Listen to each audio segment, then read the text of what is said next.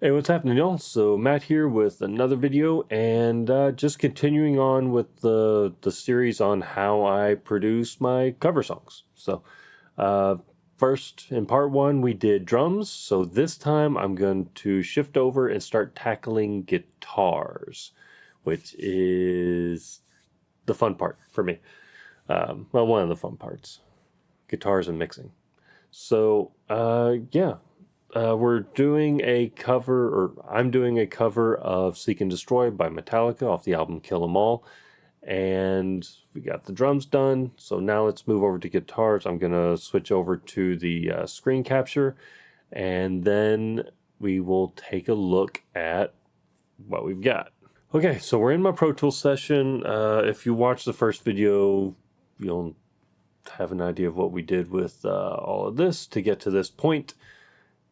And right now, my next step is to figure out what tuning I want to do this song in. So I'm trying to make a determination. Do I want to do it in standard, where it was originally recorded?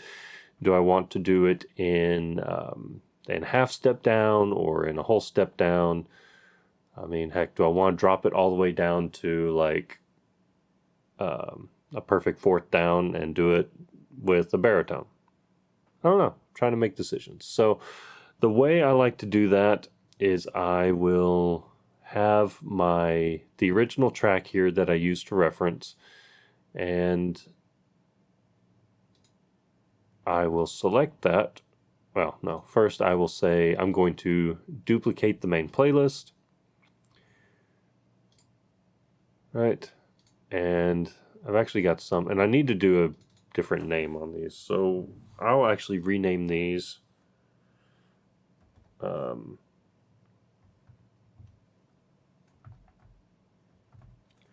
Dot half down, and then 2. I'll rename that to 1 down. And when I say 1 and half, I'm referring to steps. And with this new one, let's see, we'll just do 1.5 down, just to demonstrate. I don't think I want to go that far detuned on this track, but I just lost my ring light. But that's okay, because we're not using it right now. Okay. So with that done, I'm going to select the audio file, and I'm going to use Audio Suite. You can put a plugin on the track for pitch shifting. The problem with that is then it can bog down your computer with processing, and it can introduce more artifacts because the thing's not actually just rendered that way. And it also makes it, I wouldn't say harder to switch between the different things, but it's a little bit less convenient. So I'm going to go with pitch shift. I've tried using meta pitch. I didn't like it. So I'm just going to use pitch 2. And I'm going to shift this down 3 semitones. And then hit render. All right, and I can exit out of that. And then I can put on my headphones. All right, and then we play. I'm just going to pick a little section here.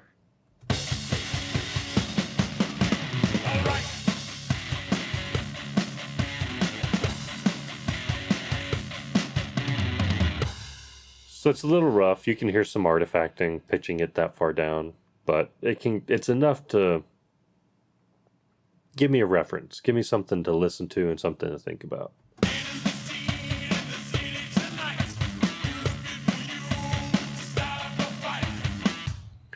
Right, and this is the point where I would sing along with it and see how does that feel for my vocal range.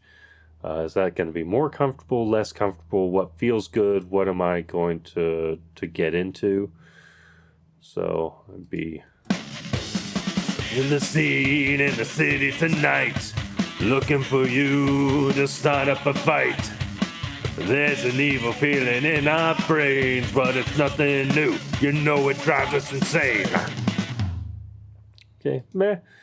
Alright, so let's go to a full step down. Scanning the scene in the city tonight, looking for you to start up a fight.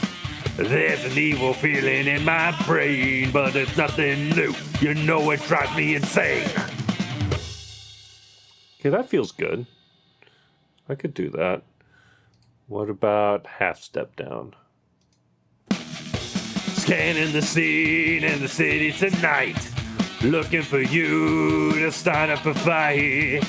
There's an evil feeling in my brain, but it's nothing new. You know it drives me insane. On the way hiding, you will pay dying 1,000 deaths.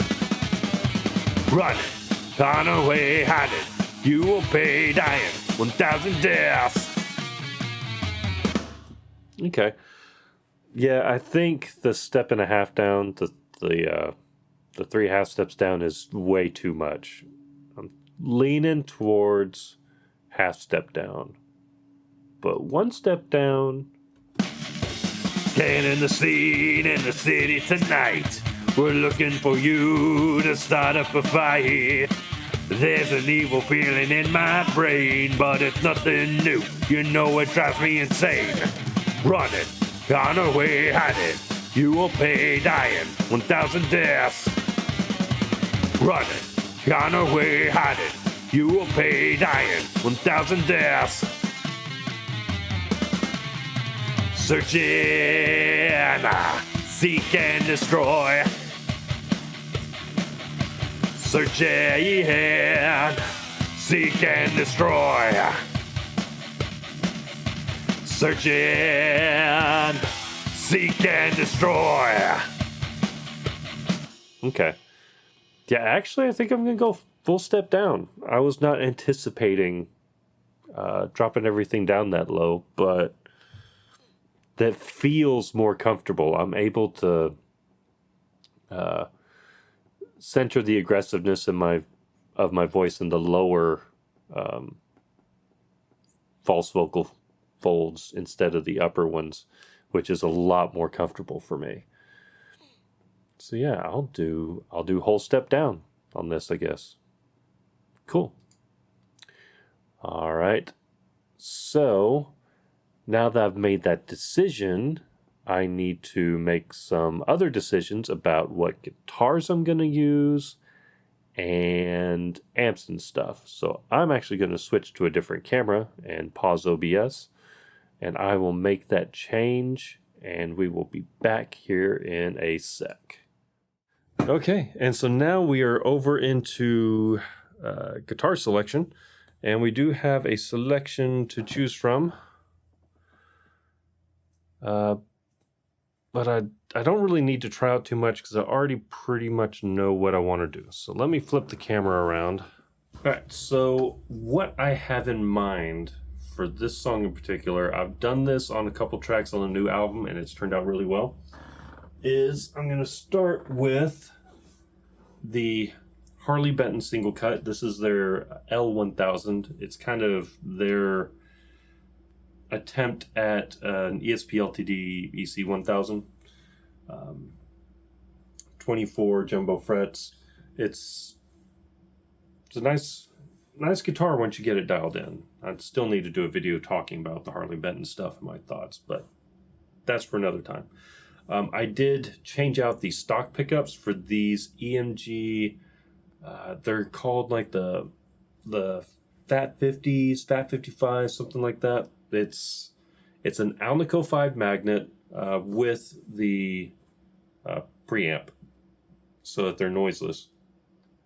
But it's kind of EMG's attempt at like a PAF kind of sound, a little bit warmer, a little bit more round in the attack than what we typically think of with EMGs.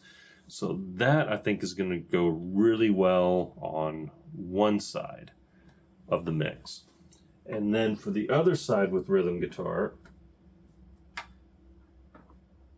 if that's situated, my actual ESP LTD EC1000 that's got, forgive me if I'm wrong, but I'm pretty sure it's an 85 in the bridge and a 60 in the neck. But man, I love this guitar. This is awesome. The 24 jumbo stainless steel frets. And I mean, look at the quilt. It's a little dirty, but man, the quilt on that, oh. This is one of my favorite axes. So putting this on the other side of the mix to just kind of get two different guitar tones, that'll help the mix feel a little bit wider and get those classic, EMG tones in there, because we are covering Metallica. With that done, we need to move on to amps. So let's switch over to the amp closet. Here we are in the messy amp closet. There's only two amps I'm really going to use in this particular cover. One's going to be the Marshall, the DSL-40CR, and the other is going to be the Boss Katana. So I've got the Marshall set up now with a 57 and an ML2 on it, and I've got that dialed in. It just kind of lives there. That is where those mics go. I've got it dialed in just right. Oh, and the Marshall's coming out of the load box. So when I'm recording with the Marshall, it's actually going to have 4 tracks. We're going to have the DI track, we're going to have the load box track, we're going to have the SM57, and we're going to have the ML2. When we're recording with the Katana, I'm just going to use a line out and the DI. Now the 57 is running over here. So usually I run it into the voice channel, but I'm using the voice channel to record my dialogue for this video. So instead I'm going to be going into my Behringer 1273, their version of like the Neve 1073 preamp. So I can have some EQ and stuff, and then if I need to, I can dial in a little bit of compression on my board here. The ML2 is coming over here to the back of the Scarlett because it's got a little bit cleaner preamp, which is then coming into my console over here on, I believe, channel 3. So that's how all that's going to work. We're going to get those changed in, and I'd like to leave that set up like that for when I'm recording.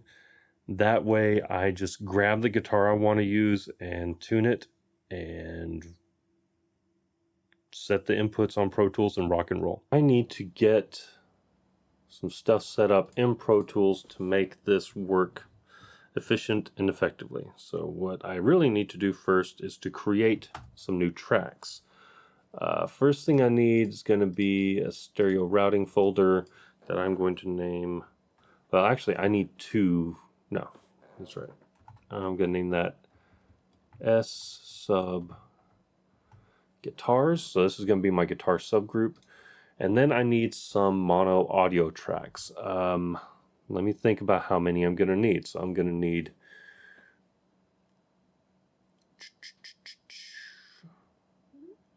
double track guitars through the Marshall, so that's going to be 8, and I'm going to double track rhythm guitars through the Katana, so that's going to be another 4.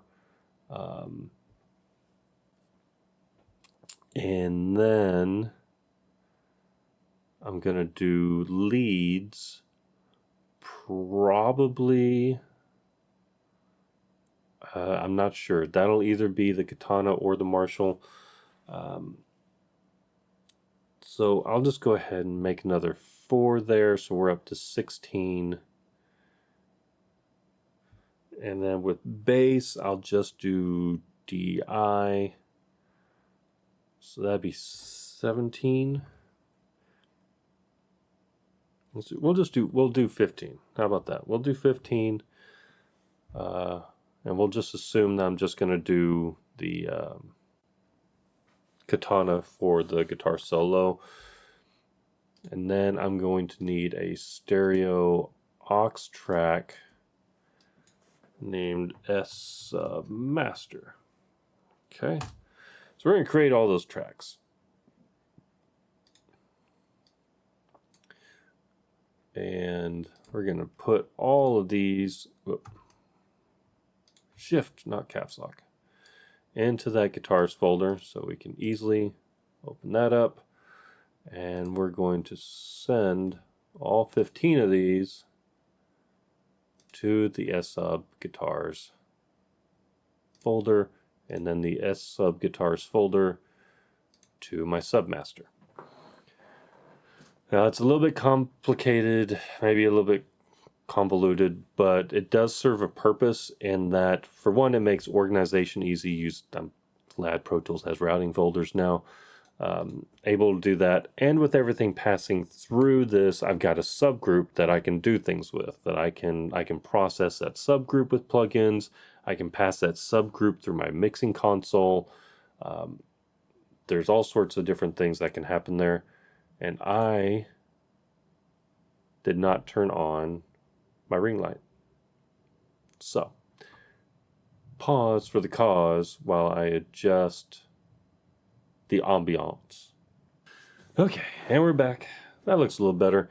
And I'm not doing the background lighting this video because I'm going to be in and out of that amp closet, and it requires like a cable drifting across there.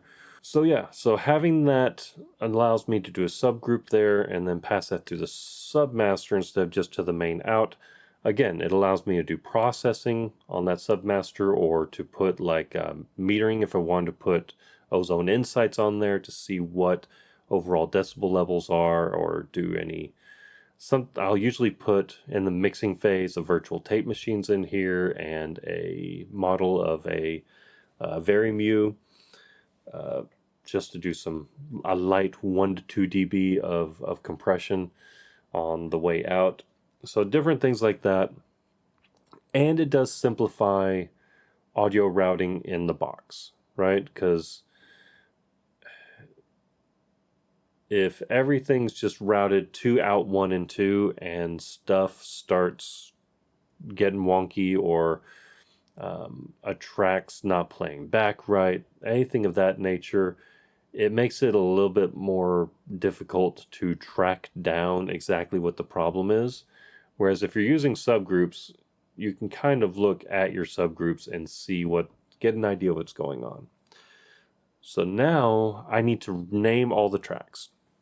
If you've done audio production at all, you know file management is incredibly important, and naming your tracks before you start recording is a big part of that.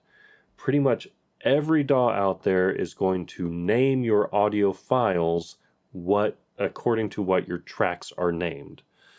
So, and this is if you're working at home and you're sending something to an engineer to mix or work on in any capacity, this is so important, because I mean, you might think you're doing a great job, you might have even gotten really great recordings, and then the engineer opens it up, and maybe it's not stemmed, maybe he's having to go into your audio files folder to pull things out, and everything's just audio 1, audio 2, and he can't look at something at a glance and get an idea of what it is, where it needs to go. So this is so critical. It also helps to have a naming scheme that makes sense. So for me, I'll do RH guitars. Normally I'll do like left and then right.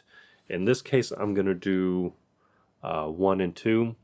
And I'm going to have, since I've got 3 different guitar parts I'm worried about, I'm going to do rhythm guitar, lead guitar, solo guitar. That way they all have a different naming schemes, right? So rhythm guitar is going to be like James's part, and then lead guitar will be Kirk's part during most of the song, then solo guitar will of course be the solo. Right, so we're going to do rhythm guitar 1, DI, rhythm guitar, see, and I like to use capitals to separate phrases, 1, LB, that stands for load box, RH guitar 1,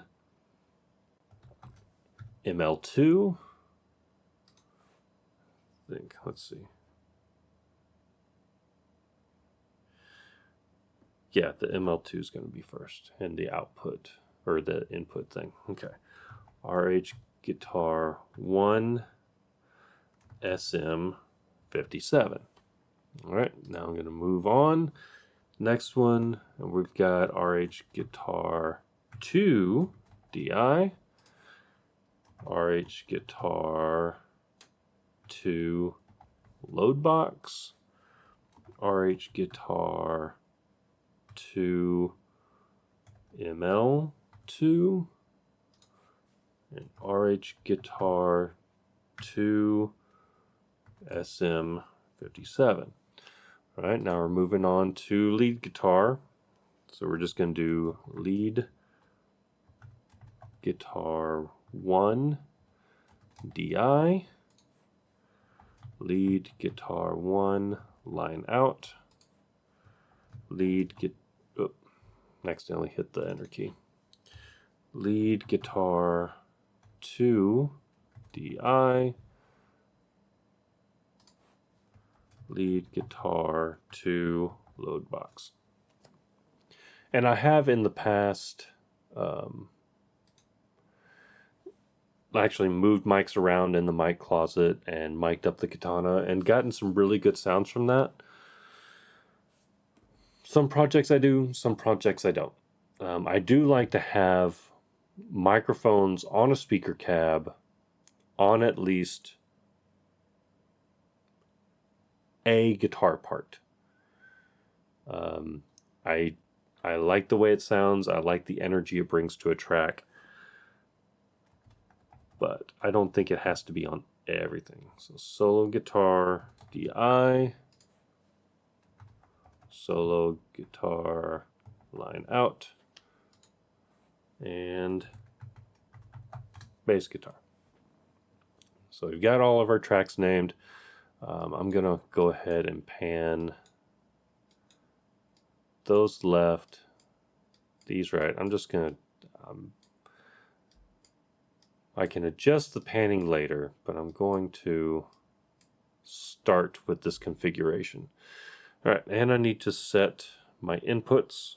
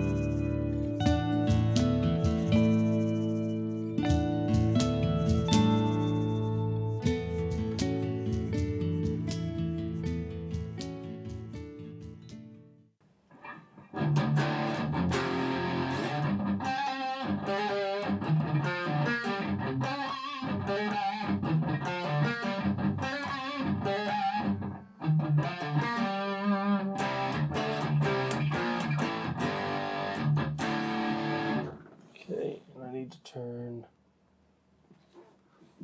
Phantom on. We'll move over to the ML2.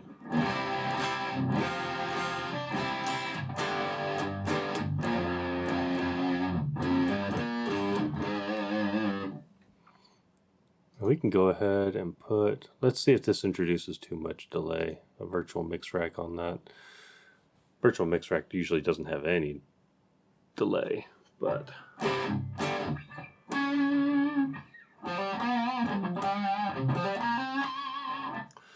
right, and empty strip, classic instruments. What do I want to do? What do we want to do? Let's try 121.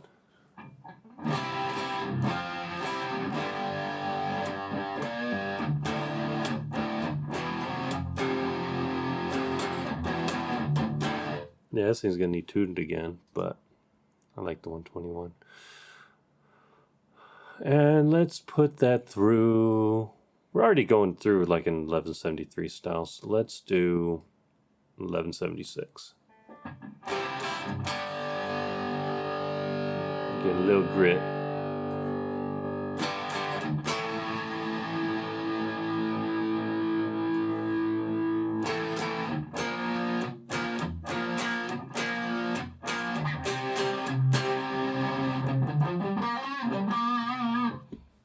Okay.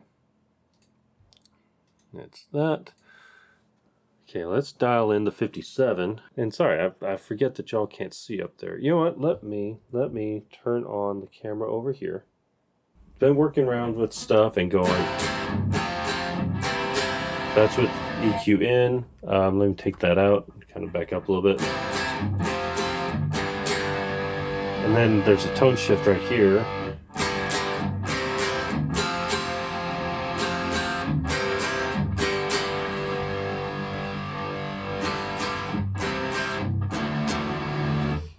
The tone shift sounds good. I think it brings everything a little bit more forward, but it does lose a little bit of the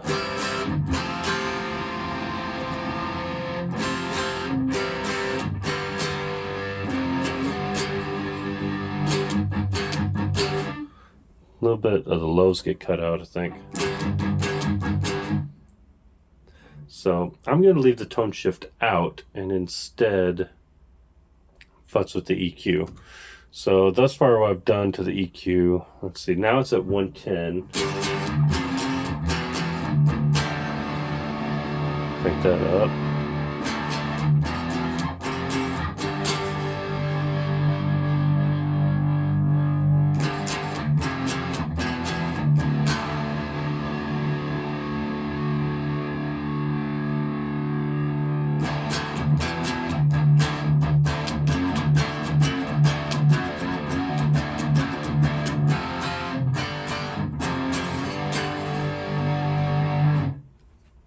That was pretty cool. All right, let's check the mid band.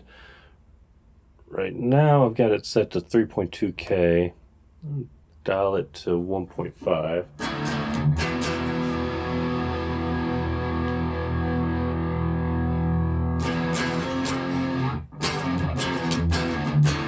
Cut those mids out and get that like old school Metallica sound.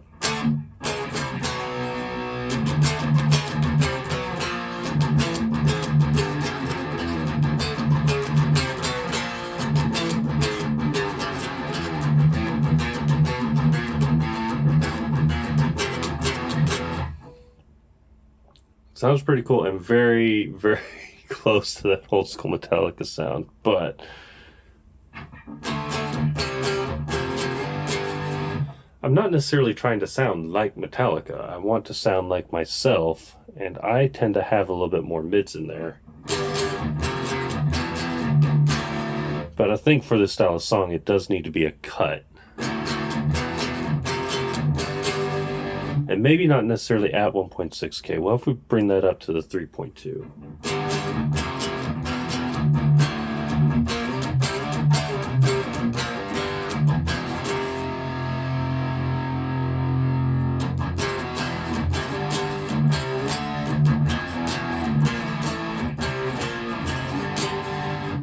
Okay, I'll bring that up to...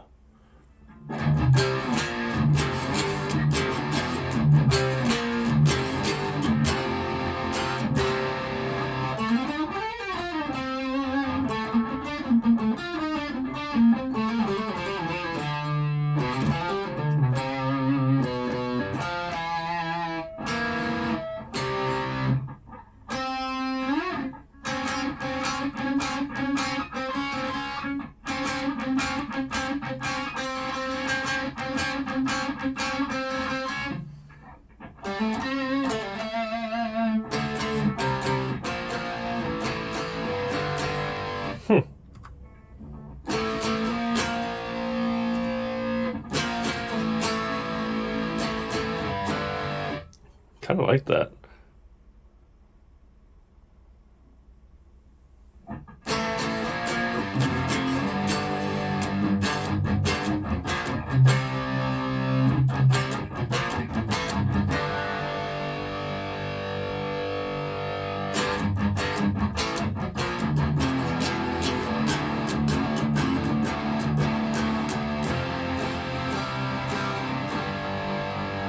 Okay, let's check our high frequencies. Right now, it's off.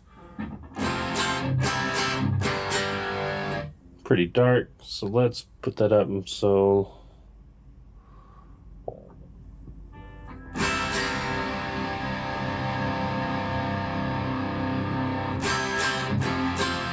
that's boosting pretty good at 10K.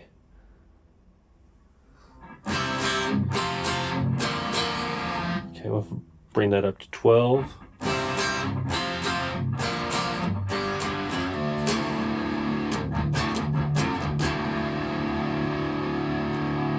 $16. Nah. And this is a high shelf, so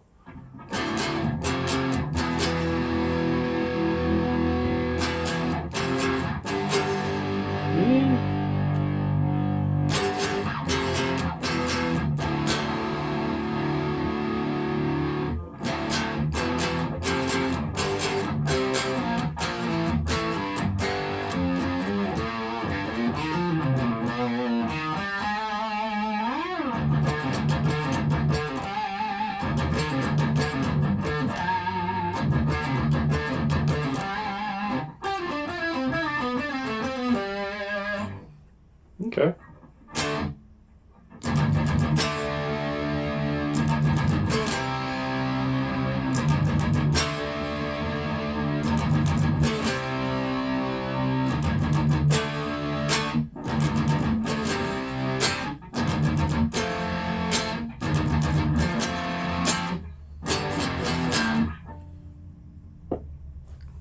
It's a little muddy.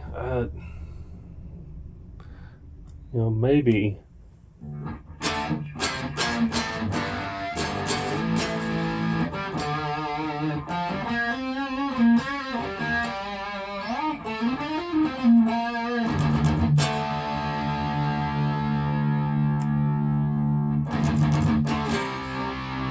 Yeah, different mid band and bring it back a little bit more.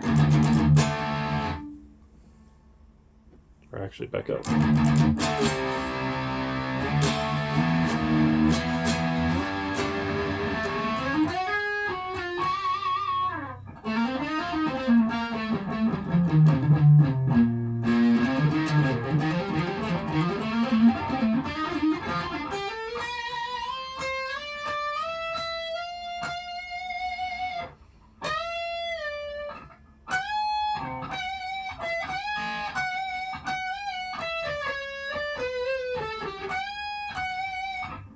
That does not sound right, tuned down that low. Okay, so what happens when we hear that all together?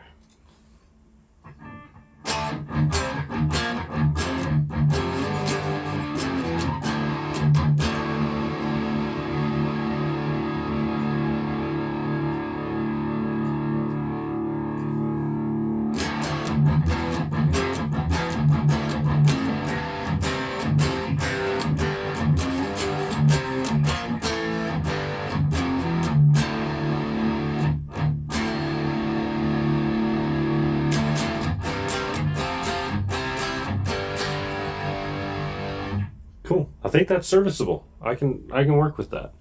So let me stop this camera. Bloop.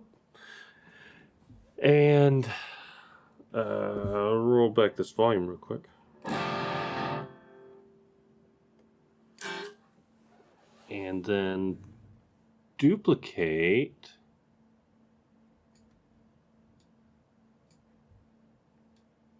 these sounds or these plugins and then retune.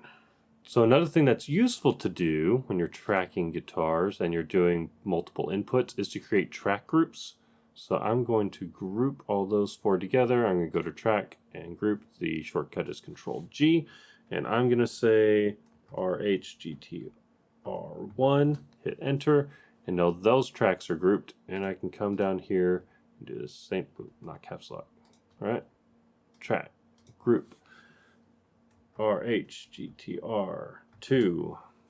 I can, with a single click, I can solo or mute them. And it's really going to come in handy during editing, where you can edit all 4 tracks at the same time. And when I'm messing around with faders,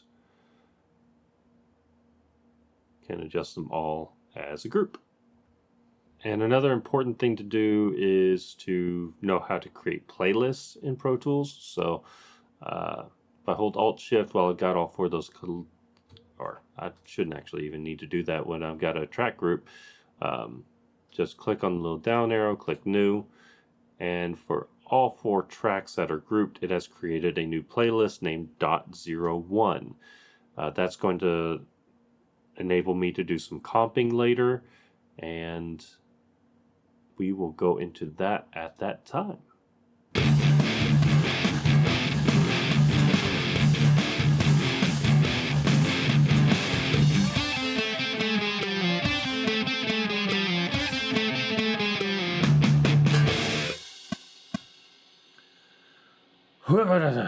Alright. So that gets us, the tracking that we were going to do with the white guitar.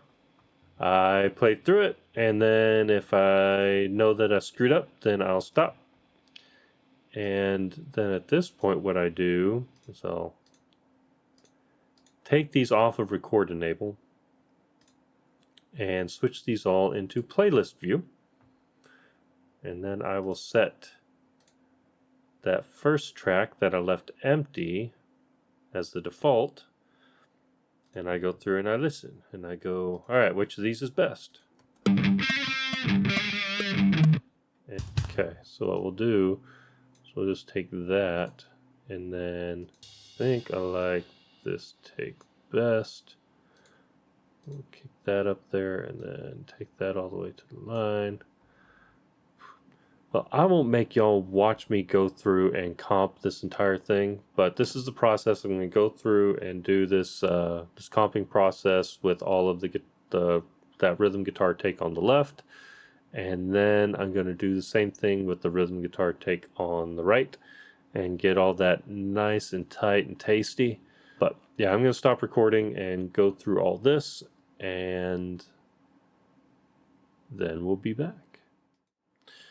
Okay, so that is it. I have comped together the rhythm guitar tracks. They are ready for me to move on to the lead guitar, and then on from that to solo, and then to bass. So I guess let's just take a little listen and see what we've got thus far.